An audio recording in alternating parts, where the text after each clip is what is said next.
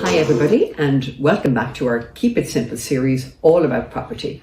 Now, the last time we spoke about the BER, what it means and how long it's valid for, etc. But now I just want to very briefly today go through ways in which you can bring up your BER energy efficiency quite easily and inexpensively. Number one would be draught-proofing, simple draught-proofing, and a handyman could do this quite easily for you. I would go around the entire house and any areas like the chimney, the floorboards, cracks in the windows, let's say gaps in the windows, anywhere where cold is coming in and heat is escaping, just seal those up just to retain the heat within the property. Number two, look at the lighting.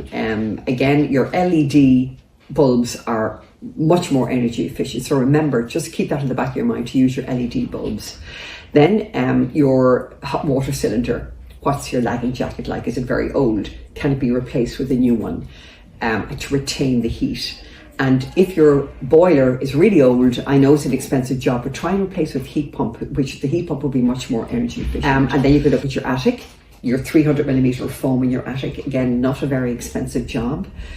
So for the bigger jobs, obviously you're pumping your cavity walls, and when your home is fully insulated, you can look at the solar panels on the roof to actually heat your water and your electricity for your home. And remember, there are grants available on the SEAI website, and also that most of the lenders are actually providing green mortgages. So it's well worth your while. It's cost saving.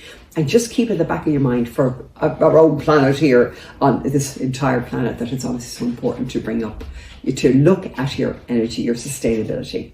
If you have any questions around this topic, we'd be delighted to hear from you, so just put them in the comments section.